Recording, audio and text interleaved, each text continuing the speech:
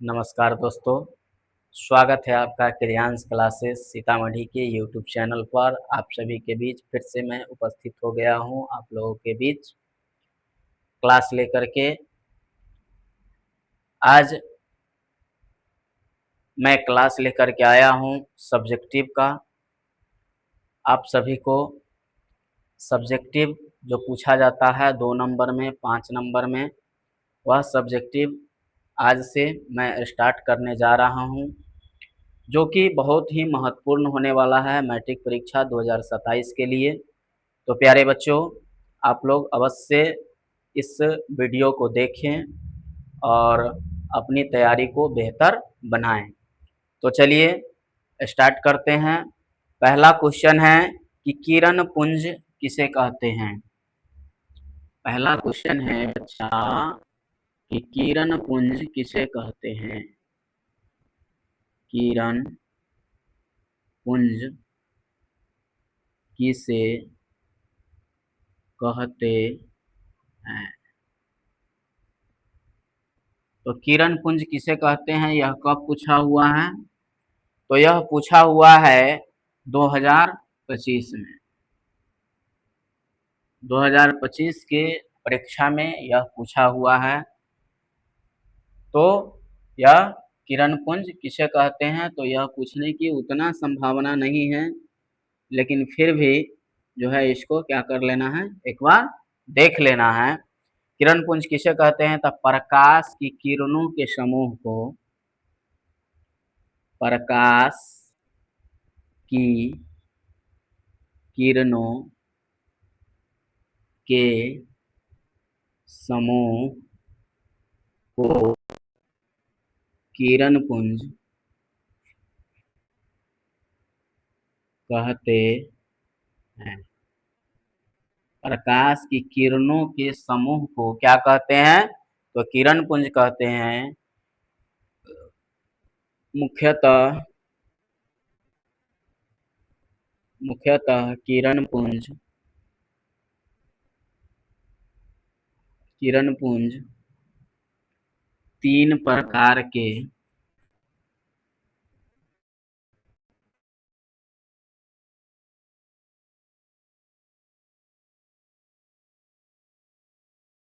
होते हैं। किरण पुंज किसे कहते हैं? तो प्रकाश की किरणों के समूह को किरण पुंज कहते हैं। किरण पुंज कितने प्रकार के होते हैं? क्या तो किरण पुंज मुख्यतः 3 प्रकार के होते हैं। कौन कौन? समांतर किरण पुंज, अभिसारी किरण पुंज और अपसारी किरण पुंज। कौन कौन होता है? पहला होता है समांतर किरण पुंज। समांतर किरण पुंज, समांतर किरण पुंज। दूसरा होता है अभिसारी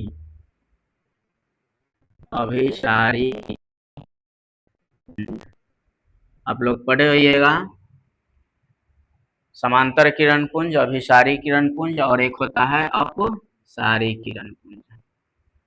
अपसारी किरण पुंज, अपसारी किरण पुंज, यही है क्या? किरण पुंज किसे कहते हैं? तो प्रकाश की किरणों के समूह को किरण पुंज कहते हैं। मुख्यतः यह 3 प्रकार के होते हैं। कौन कौन होते हैं? तो समांतर किरण पुंज, अभिसारी किरण पुंज और अपसारी किरण पुंज। यह जो पूछा गया है वह कब पूछा गया है? तो यह पूछा गया है कब? तो 2025 में पूछा गया है। कब पूछा गया है? 2025 में। समांतर में क्या होगा? सभी क्या होगा? समांतर होगा। अभिसारी में क्या होगा? यह क्या होता है अभिसारी में? तो एक स्थान से यह क्या होता है? फैलते चला जाता है, एक स्थान पर जमा हो जाता है। यह क्या होता है? एक स्थान से फैलते चला जाता है। तो वही हो गया समांतर किरण पुंज, अभिसारी किरण पुंज और अपसारी किरण पुंज। अगला जो प्रश्न है वह है प्रकाश का परावर्तन। प्रकाश का परावर्तन क्या है? तो प्रकाश का परावर्तन क्या है? तो प्रकाश के किसी वस्तु से, प्रकाश के किसी वस्तु से टकराकर लौटने की प्रक्रिया को ही प्रकाश का परावर्तन कहते हैं। यह कब पूछा है? तो 2015 में, 16 में, 19 में और 24 में। दूसरा प्रश्न है,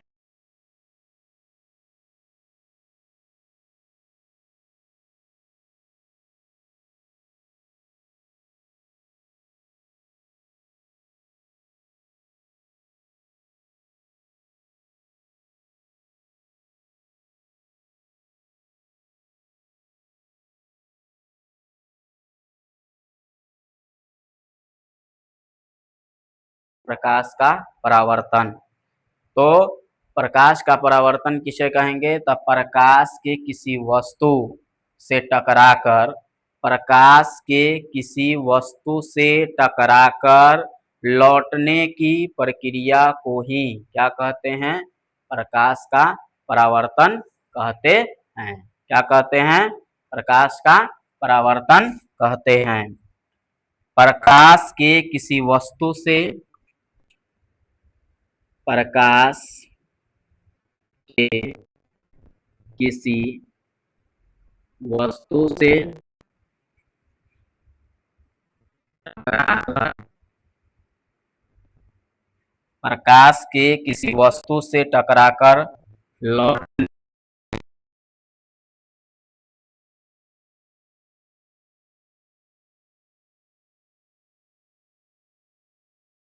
प्रकाश का क्या कहते हैं? परावर्तन कहते हैं। क्या कहते हैं? प्रकाश का परावर्तन कहते हैं। प्रकाश के किसी वस्तु से टकराकर लौटने को प्रकाश का परावर्तन कहते हैं। यह क्या करता है? तो अच्छी तरह से पॉलिश की हुई चिकनी परतों पर, अच्छी तरह से अगर चिकनी किया गया, पॉलिश किया गया जो चिकनी परत होता है, उस पर पड़ने वाला प्रकाश वह क्या हो जाता है? परावर्तित हो जाता है। अच्छी तरह से अगर हम किसी चीज को क्या करते हैं? पॉलिश कर देते हैं और उस पर जब लाइट बारते हैं, जलाते हैं, उस पर जब लाइट पहुंचाते हैं, तो वह क्या हो जाता है? परावर्तित होकर के वह वापस लौट जाता है। क्या होता है? परावर्तित होकर के वह वापस लौट जाता है। अगला है परावर्तन के नियम। तो प्यारे बच्चों, प्रकाश के परावर्तन के नियम कितने हैं? तो आप लोग पढ़े होइएगा कि प्रकाश के परावर्तन के दो नियम है। प्रकाश के परावर्तन के नियम, प्रकाश के परावर्तन के नियम, प्रकाश के परावर्तन के क्या नियम? तो प्रकाश के परावर्तन के नियम, यह भी कई बार पूछा है। तो यह भी पूछा है कब? 15 में, 16 में, 19 में और 24 में। 15 में, 16 में, 19 में, 24 में। तो आप लोग पढ़े होइएगा प्रकाश के परावर्तन के कितने नियम हैं? तो प्रकाश के परावर्तन के जो होते हैं वह दो नियम है। कितने नियम हैं? दो नियम है। कौन कौन है? तो पहला नियम के अनुसार आपतन कोण बराबर, आपतन कोण बराबर, आपतन कोण बराबर क्या होता है? आपतन कोण बराबर परावर्तन कोण, आपतन कोण बराबर परावर्तन कोण, यह पहला नियम है। यानी यानी क्या? यानी यानी I बराबर R, यानी I बराबर R, आपतन कोण बराबर परावर्तन कोण, यह है पहला नियम। दूसरा नियम क्या है? दूसरा नियम है कि आपतन बिंदु पर खींचा गया लंब जो होता है आपतित किरण, परावर्तित किरण और आपतन बिंदु पर खींचा गया जो अभिलंब होता है, जो लंब होता है अभिलंब, वह तीनों एक ही समतल में होते हैं, तीनों एक ही तल में होते हैं। यह दूसरा नियम है। दूसरा नियम क्या है? कि आपतित किरण,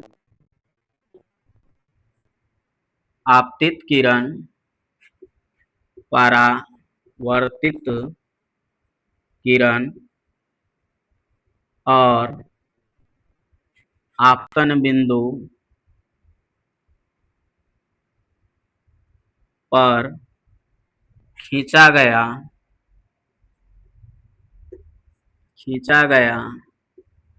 अभिलंब तीनों एक ही तल में होते हैं। एक ही तल में होते हैं। क्या है प्रकाश के परावर्तन के नियम? तो प्रकाश के परावर्तन के नियम दो होते हैं। प्रकाश के अपवर्तन के नियम भी कितने होते हैं बच्चों? तो दो ही होते हैं। प्रकाश के परावर्तन के नियम जो है दो है, आपतन कोण बराबर परावर्तन कोण यानी I बराबर R। दूसरा नियम है आपतित किरण, परावर्तित किरण और आपतन बिंदु पर खींचा गया जो अभिलंब है वह तीनों एक ही तल में होते हैं। तो इस तरह से फिर हम आगे बढ़ते हैं। अगर आपको स्क्रीनशॉट लेना है तो ले सकते हैं।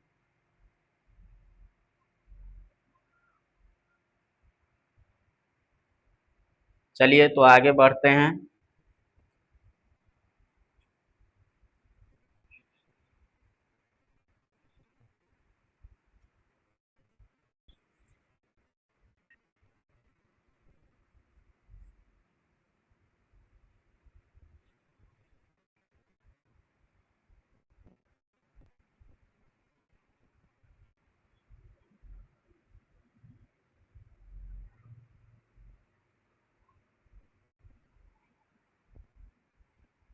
प्यारे बच्चों, यह जो प्रश्न आपको बताया जा रहा है, पढ़ाया जा रहा है, यह 2027 मैट्रिक परीक्षा के लिए बहुत ही महत्वपूर्ण होने वाला है। तो प्यारे बच्चों, इस वीडियो को अनदेखा मत करें, स्क्रॉल मत करें, कृपया करके ध्यान से देखें और ज़्यादा से ज़्यादा इस वीडियो को शेयर करें ताकि अन्य बच्चों को भी लाभ मिल सके। और कमेंट बॉक्स में एक प्यारा सा कमेंट अवश्य करें ताकि हमें पता चले कि आप देख रहे हैं, कहाँ से आप देख रहे हैं। तो आगे बढ़ते हैं। अगला क्वेश्चन है कि अवतल दर्पण का उपयोग। प्यारे बच्चों, अगला क्वेश्चन है कि अवतल दर्पण का उपयोग। अवतल दर्पण का उपयोग। अवतल दर्पण का उपयोग जो होता है वह कहाँ कहाँ होता है? तो यह कब पूछा गया है? तो यह पूछा गया है 2013 में और 2024 में पूछा गया है। 2013 में पूछा गया और 2024 में पूछा गया है। तो अवतल दर्पण का उपयोग हम कहाँ कहाँ करते हैं? तो दाढ़ी बनाने में जो आता है काम, अवतल दर्पण का पहला उपयोग जो हम करते हैं वह दाढ़ी बनाने में करते हैं।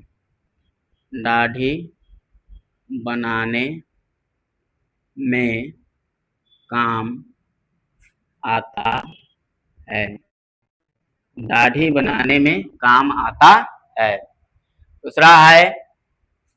दूसरा उपयोग क्या है कि आँख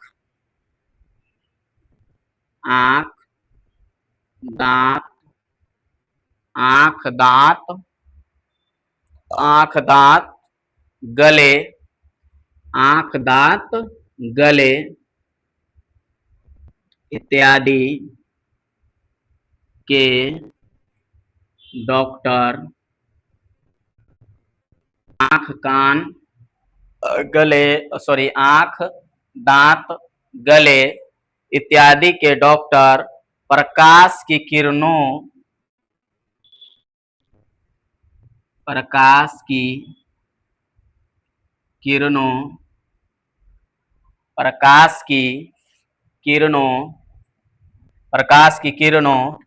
छोटे अवतल दर्पण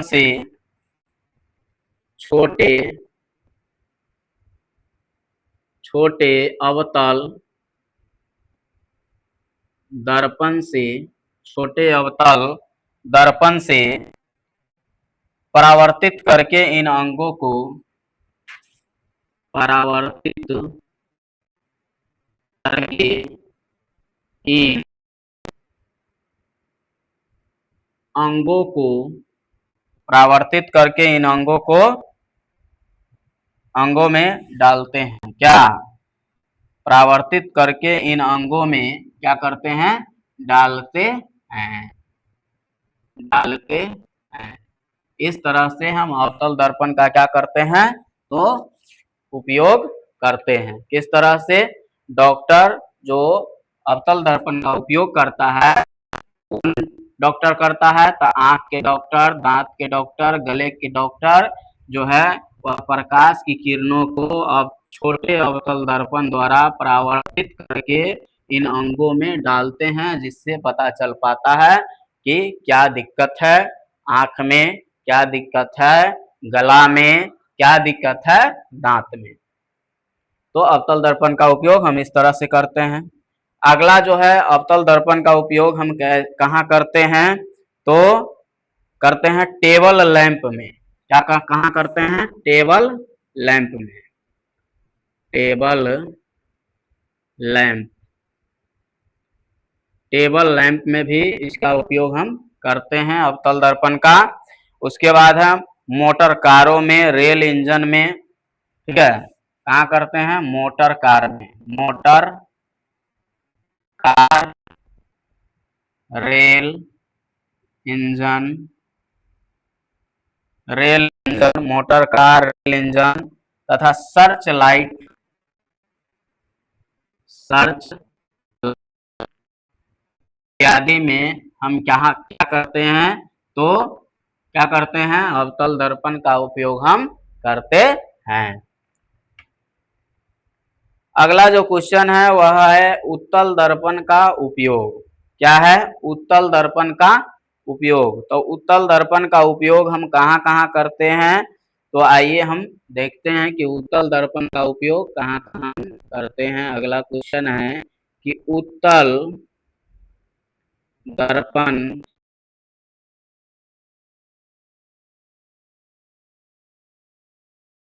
उपयोग यह कब पूछा है? तो सेम 2013 और 2024 में यह प्रश्न पूछा हुआ है कि उत्तल दर्पण का उपयोग हम कहाँ कहाँ करते हैं, हम कैसे करते हैं। तो इनमें मोटर कारों में, जो मोटर कार में जो होता है ड्राइवर की सीट के पास, ड्राइवर की मोटर कार में ड्राइवर के सीट के पास जो लगा होता है, उसमें ड्राइवर पीछे के विस्तृत दृश्य को देखने में करता है, उसको उसमें प्रतिबिंब नजर आता है। तो इसका उपयोग हम कहाँ करते हैं? मोटर कारों में ड्राइवर के बगल में लगा होता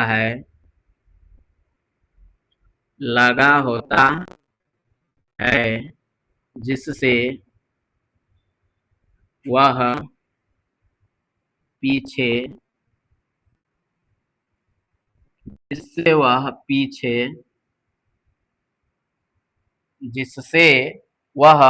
पीछे से आने वाले व्यक्ति, पीछे से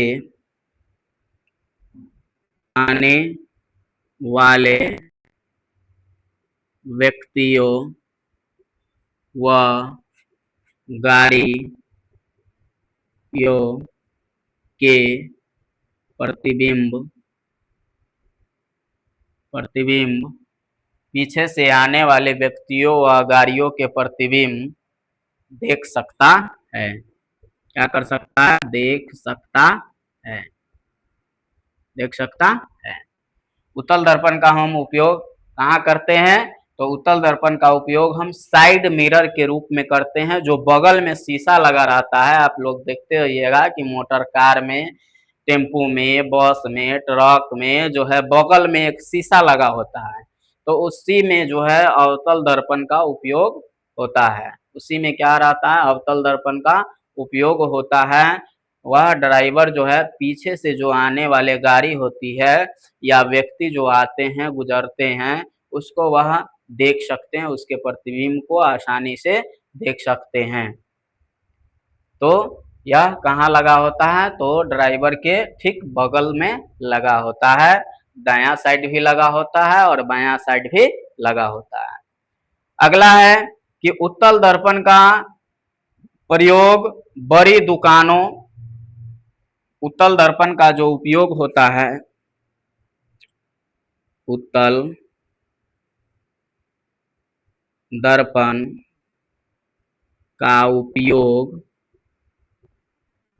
बड़ी दुकानों, बड़ी दुकानों, सुपरमार्केट, सुपर मार्केट, बड़ी दुकान, सुपरमार्केट, मॉल जैसे स्थानों पर, मॉल में आप लोग जाते हैं, मॉल जैसे स्थानों, मॉल जैसे स्थानों पर जो सुरक्षा सुरक्षा के कारणों से किया जाता है। किसका उपयोग? उत्तल दर्पण का उपयोग मॉल जैसे स्थानों पर सुरक्षा सुरक्षा के कारणों से प्रयोग किया जाता है। सुरक्षा के कारणों से जो है अवतल दर्पण का क्या किया जाता है? प्रयोग किया जाता है। सुरक्षा के कारणों से उत्तल दर्पण का जो है उपयोग किया जाता है। कहाँ? तो बड़ी दुकानों में, मॉल में, सुपरमार्केट में उत्तल दर्पण का उपयोग होता है। एटीएम में भी आप लोग एटीएम में गए होइएगा, एटीएम में भी सुरक्षा कारणों से उत्तल दर्पण का उपयोग होता है। कहाँ? एटीएम में, जिसको क्या कहते हैं हम? एटीएम का पूरा नाम जो होता है वह ऑटोमेटिक टेलर मशीन होता है। क्या होता है? तो ऑटोमेटिक टेलर मशीन होता है। आप जो है एटीएम में भी उत्तल दर्पण का उपयोग सुरक्षा के कारणों से किया जाता है। एटीएम, एटीएम में उत्तल दर्पण का उपयोग सुरक्षा के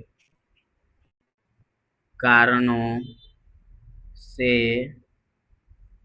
किया जाता है।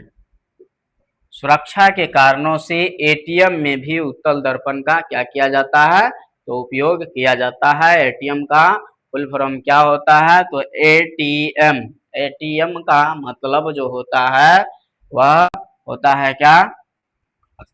वह होता है ऑटोमेटिक टेलर मशीन। क्या होता है? तो ऑटोमेटिक टेलर मशीन होता है। अगर आप इसका स्क्रीनशॉट लेना चाहते हैं तो ले सकते हैं।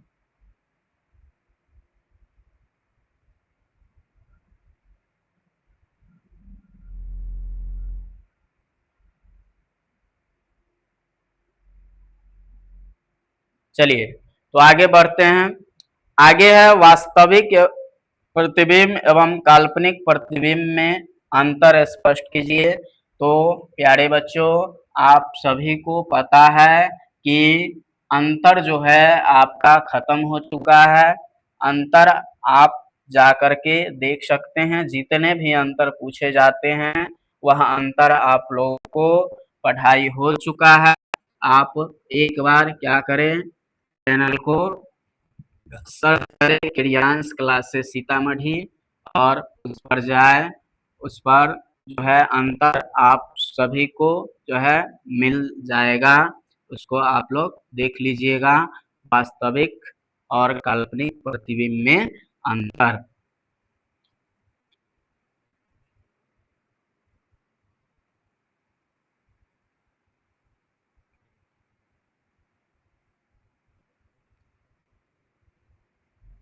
इस तरह से हम फिर आगे बढ़ते हैं। अगला क्वेश्चन है कि उत्तल दर्पण तथा अवतल दर्पण में अंतर। सेम वही है, उत्तल दर्पण तथा अवतल दर्पण में अंतर भी आपको क्या हो चुका है, तो पढ़ाई हो चुका है। उसका वीडियो आप लोग देख सकते हैं क्रियांश क्लासेस सीतामढ़ी के यूट्यूब चैनल पर। आप जाइए और वहां पर अच्छे ढंग से अच्छे तरीके से देखिए उत्तल दर्पण और अवतल दर्पण में अंतर, काल्पनिक प्रतिबिंब और वास्तविक प्रतिबिंब में अंतर जो है आपको पढ़ाया गया है। आप जा करके देखिए, बिल्कुल आसान भाषा में आपको अंतर समझाया गया है, आप लोग जा करके देखिए। प्यारे बच्चों, अगला जो क्वेश्चन है वह है गोलीय दर्पण क्या है। गोलीय दर्पण क्या है? एक गोलीय दर्पण की वक्रता त्रिज्या 20 सेंटीमीटर है, तो इसकी फोकस दूरी क्या है? सबसे पहला जो अगला क्वेश्चन है, सबसे पहले क्या है कि गोलीय दर्पण क्या है? गोलीय दर्पण क्या है? गोलीय दर्पण क्या है? उसके बाद है कि एक गोलीय दर्पण की वक्रता त्रिज्या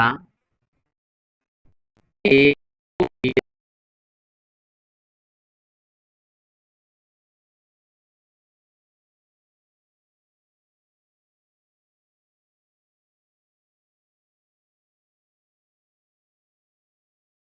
वक्रता त्रिज्या 20 सेंटीमीटर है, 20 सेंटीमीटर है, तो इसकी फोकस दूरी क्या है? तो इसकी फोकस दूरी क्या है? तो प्यारे बच्चों, सबसे पहले जानेंगे कि गोलीय दर्पण क्या है, फिर उसके बाद हम जानेंगे कि एक गोलीय दर्पण की वक्रता त्रिज्या 20 सेंटीमीटर है, तो इसकी फोकस दूरी क्या होगी, तो इसको अभी हम जानेंगे। सबसे पहले जानते हैं कि गोलीय दर्पण किसे कहते हैं। तो गोलीय दर्पण उस दर्पण को कहते हैं जिसका परावर्तक सतह किसी खोखले गोले का एक भाग होता है। गोलीय दर्पण किसे कहते हैं? तो गोलीय दर्पण उस दर्पण को कहते हैं, गोलीय दर्पण उस दर्पण को कहते हैं जिसका गोलीय दर्पण उस दर्पण को कहते हैं जिसका परावर्तक सतह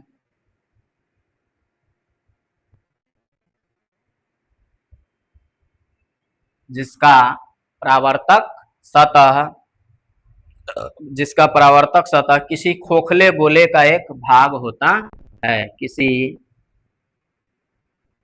खोखले गोले का एक भाग होता है, उसे हम क्या कहते हैं? तो गोलीय दर्पण। तो गोलीय दर्पण किसे कहते हैं? तो गोलीय दर्पण उस दर्पण को कहते हैं जिसका परावर्तक सतह किसी खोखले गोले का एक भाग होता है, उसे हम क्या कहते हैं? तो गोलीय दर्पण कहते हैं। अगला इसी में जो क्वेश्चन है, एक गोलीय दर्पण की वक्रता त्रिज्या 20 सेंटीमीटर है, तो इसकी फोकस दूरी क्या होगी? तो इसकी फोकस दूरी क्या होगी? तो हम सभी जानते हैं दिया क्या है, तो वक्रता त्रिज्या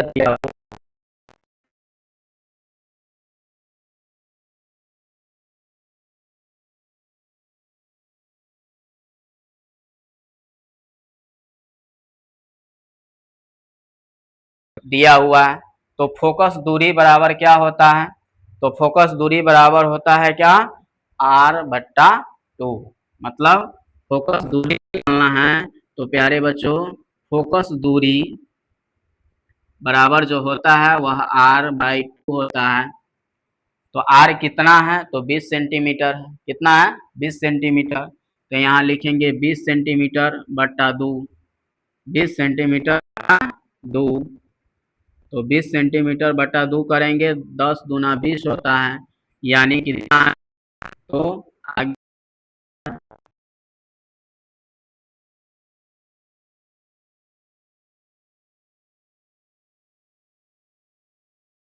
तो 10 सेंटीमीटर हो जाएगा। तो आज के लिए इतना ही, फिर मिलते हैं अगले वीडियो में। आप लोग इसी तरह से जो है वीडियो को ज़्यादा से ज़्यादा शेयर करें, लाइक करें और एक प्यारा-सा कमेंट भी करें। आप कहाँ से देख रहे हैं वीडियो को और अपना रिज़ल्ट बेहतर बनाएँ। धन्यवाद।